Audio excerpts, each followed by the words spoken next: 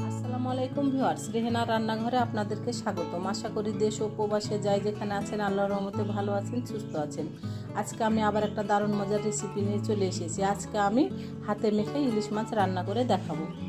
এখানে আমি মাছগুলোকে কেটে ধুয়ে পরিষ্কার করে নিয়েছি। মাছগুলোকে আমি রেগুলার কাট করে কেটে নিয়েছি। এখানে আপনার 1 কেজি ইলিশ মাছ আছে। মাছগুলাকে এবার আমি এক সাইডে রেখে দেব। আমি মাছটা যেহেতু হাতে মেখে রান্না করব, আমি এখানে কড়াই নিয়ে নিয়েছি। আমি দিয়ে দেব পেঁয়াজ কুচি।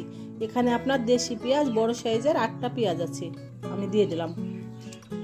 আমরা যেহেতু ইলিশ মাছ রান্না করব, ইলিশ মাছে আপনার বেশি মশলা ব্যবহার করতে হয় না। ইলিশ মাছে যদি বেশি মশলা ব্যবহার করেন তাহলে ইলিশ মাছের স্বাদটাই নষ্ট হয়ে যাবে। সেজন্য এখানে আমি কোনো বাটা মশলা ব্যবহার করব না। আমি শুধু কয়েকটা গুঁড়া মশলা দিয়ে আমি রান্না করব। এখানে আছে স্বাদ অনুযায়ী লবণ, মরিচের গুঁড়া 1 চামচ, হলুদের গুঁড়া 1/2 চামচ আমি দিয়ে দিলাম। আমি এবার পেঁয়াজ, মরিচ আর আপনার হলুদের গুঁড়া, লবণ দিয়ে ভালো করে আমি হাত দিয়ে চটকে নেব। পেঁয়াজটাকে আমি ভালো করে হাত দিয়ে চটকে একেবারে আমি নরম করে নেব। পেঁয়াজটা ভালো করে হাত দিয়ে চটকে নরম করে নিলে মাছটা খেতে অসম্ভব মজা হবে। আমি এখানে পেঁয়াজ কুচি ব্যবহার করলাম, আপনারা চাইলে এখানে পেঁয়াজ বাটাটাও ব্যবহার করতে পারবেন। পেঁয়াজটা আমি ভালো করে চটকে নিয়েছি। এবার আমি দিয়ে দেবো তেল।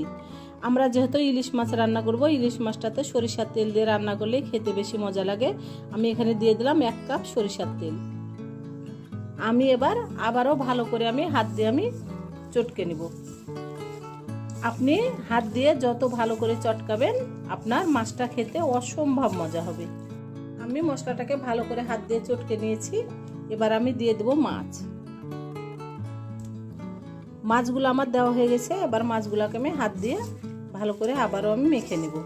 এটা আলতো হাতে ভালো করে আপনার হাত দিয়ে মেখে নিতে হবে। যেহেতু আমরা হাতে মেখে রান্না করছি, এটা খুবই আস্তে করে আপনার মেখে নিতে হবে, যেহেতু এটা ইলিশ মাছ।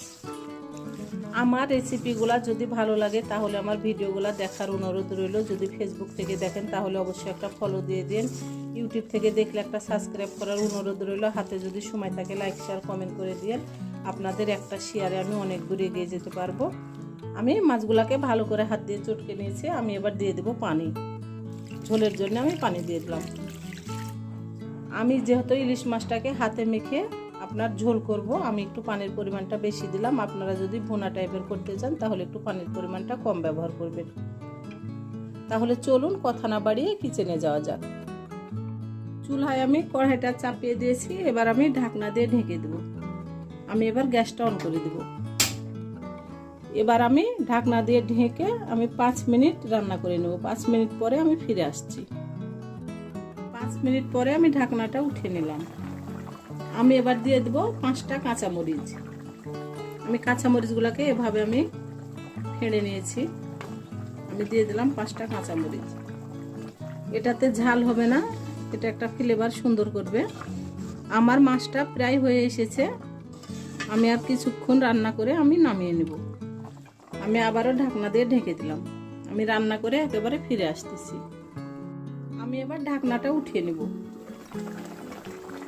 রান্নাটা আমার পুরোপুরি কমপ্লিট। আমি যেহেতু একটু ঝোল ঝোল রাখবো, আমি এভাবে রাখবো।